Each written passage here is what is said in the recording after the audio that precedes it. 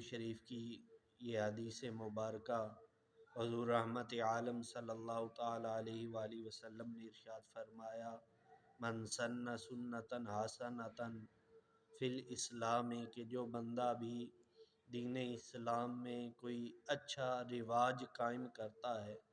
کوئی کسی اچھے کام کی ابتدا کرتا ہے، تو فرمایا فَلَہُ اجرھا، تو اس انسان کے لیے اس اچھے کام کا اجر ہوتا ہے، اسے اس کا اجر لازمی ملتا ہے۔ اور صرف یہاں تک ہی نہیں فرمایا بلکہ بعد میں بھی جو اس اچھے کام کو کرے گا، جو اس اچھے طریقے کو اختیار کرے گا، فرمایا کہ وَأَجْرُ مَنْ عَمِلَ بِهَا مِن بَعْدِهِ،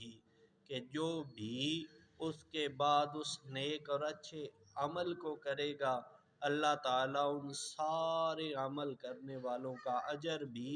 اس رواج کو قائم کرنے والے کو عطا کر دے گا۔ اور یہاں پہ یہ نہیں ہوگا کہ بعد میں جس نے وہ اچھا عمل کیا ہے ان کے اجور میں کمی ہوگی، بلکہ فرمایا من غیر ان ینقص من اجورہم شیء، کہ جو بعد میں عمل کرنے والے ہیں ان کے اجر میں کوئی کمی نہیں کی جائے گی، بلکہ انہیں بھی اس کا پورا اجر ملے گا۔ اور بعد میں جتنے بھی لوگ وہ اچھا اور نیک عمل کرتے جائیں گے، اللہ تعالیٰ ان تمام لوگوں کے برابر وہ کام رائج کرنے والے کو اجر و ثواب عطا فرمائے گا۔ اور یہ تو ہے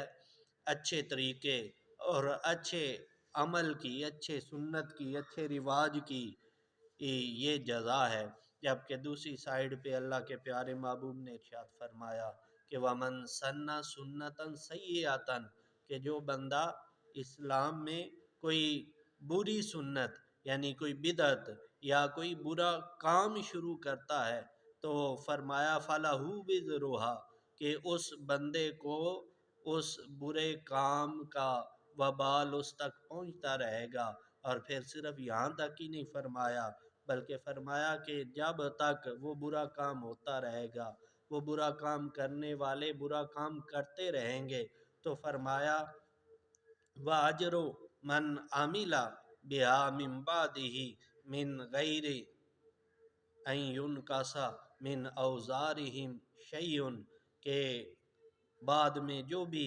برے اعمال کرتے رہیں گے، وہ کام کرتے رہیں گے، تو اللہ تعالیٰ اس ہر برا کام کرنے والے کا وبال بھی وہ برا طریقہ رائج کرنے والے کے ذمے پہ ڈال دے گا۔ تو آئیے اپنے معاشرے میں اچھے اعمال کی، اچھے افعال کی، اچھی عادات کی ریت قائم کریں، اپنے آپ کو پورے معاشرے کے لیے مفید بنائیں۔ اگر ہم کوئی بھی اچھا طریقہ اور اچھی